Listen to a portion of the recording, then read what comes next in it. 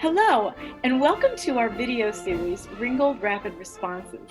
My name is Cindy Miller-aungst. I was a past president of the Ringgold Band, and I serve as assistant conductor of the Ringgold New Horizons Band.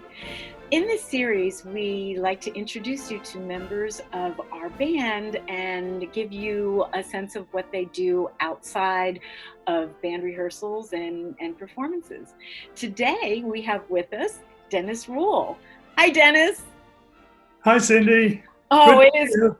great to see you too. I love doing these because at least we get to connect a little bit with I each other. can appreciate that. Yes. Oh my.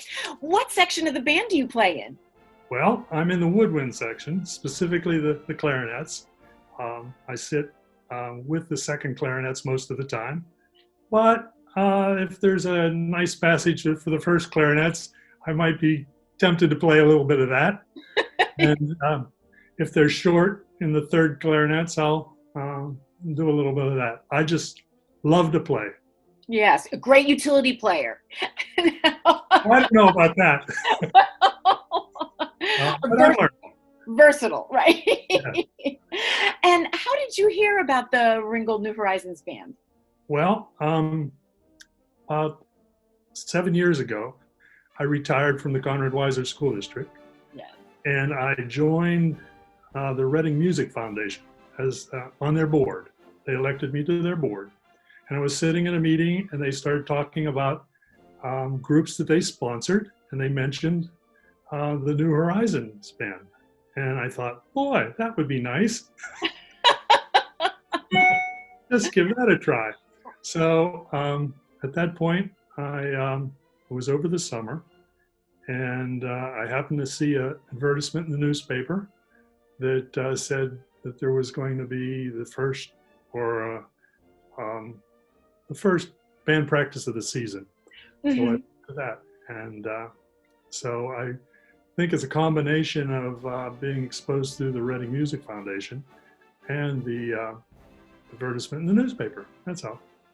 Yes, well, the Reading Musical Foundation is a huge friend to Ringgold, New Horizons, well, to all the arts organizations, music organizations in Berks County. We are very grateful to them. Well, they do a lot of good. And they do. I was on the board. I truly enjoyed being part of it. Yes. So how long then have you been playing with the band? Was that 6 years or? That would be 7 years. Oh, 7 years, 7 years. It was the second year of the band. So. Oh my goodness.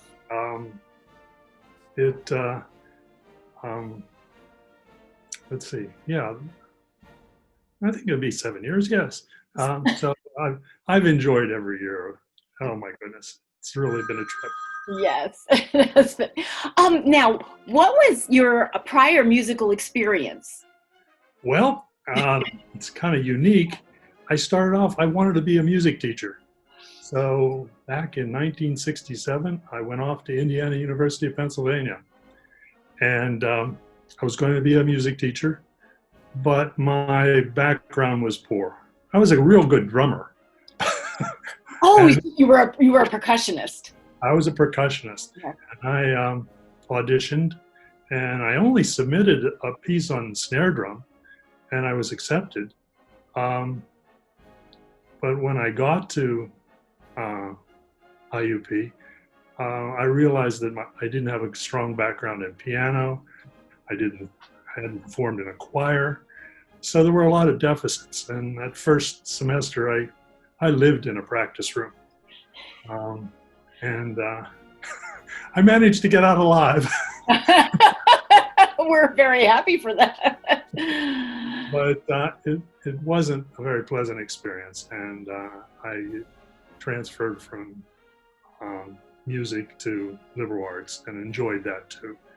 But all 4 years I played in the percussion ensemble, played in the marching band, I played in the concert band, and anything that they needed a utility player for, I played in the pit orchestra from time to time. Mm-hmm. So I had a good background. You had the best of both worlds then. You had, because at that time in IUP had more students than many of the state schools. And so you had that you had the music students that you formed an early bond with, even though you didn't stay there. That's right. And the professors were very understanding. Charles Davis was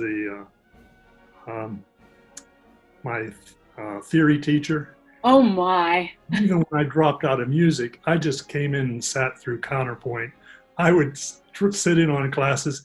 They didn't care. Right. They were happy to see me. I think they still thought I was a music major. Well, I am also a proud IUP grad, and a matter of fact, right before this interview, we just got our alumni magazine, and I was Hell, Indiana. Ohio, Indiana, and I'm sorry, but we'll always be Indians. That's right, we will. That's right. I love Cherokee. Cherokee, yes. Now, when you were in the band, it was all in the marching band. It was all male, wasn't it? So it was 128. 128, yes. It was a double 64 patterns in motion band.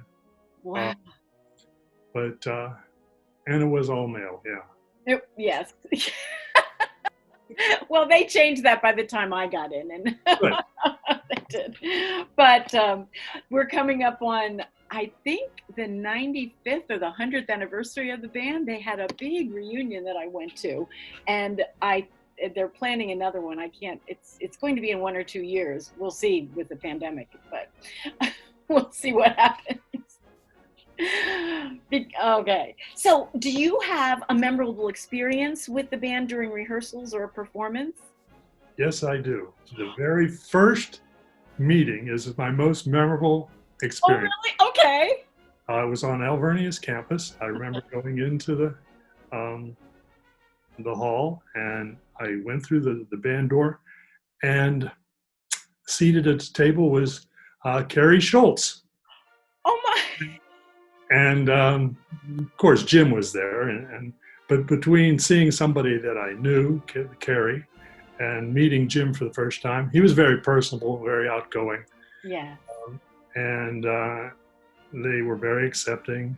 And I remember sitting down next to Shelley, and Shelley is very an outgoing clarinet player, and Yes. She made me feel at home. And it was just a wonderful feeling to sit with people I hardly knew, and yet to feel so welcome and to enjoy the whole experience. So that's my most memorable. Wow. Now, how did you get from percussion to clarinet? Ooh. Well, I had a little experience with clarinet back in 67 or 68. Class Woodwinds 1. Okay. I can't remember too much about it at this point, but I do remember holding the instrument. And so along the route, I just picked up the instrument after I retired, and I got to have private lessons, and still enjoying it that way. Well, good. I forgot to ask you that, when we were talking about how you started as a music major. Well, I enjoy playing the clarinet more than percussion. Percussion's always a solo instrument, regardless of what part you're playing. Even triangle, there's only one triangle, so you better get that part right. Right. That's right. That's right. I wanted to be part of a section. All right. Realizing now that playing with others, you try to blend with them, you try to feel the same phrases that they do. These are things that when you're playing as a percussionist, it's not always easy to phrase and to play with others. Well, if you're the only snare drum on a piece, you call the shots. That's right. That is right. I wanted a broader experience, and this is it. So I'm happy about it. What is your favorite part of rehearsals? Ooh, I don't have a favorite part. I come in at 9 o'clock, half an hour before band rehearsal, and enjoy talking to everybody.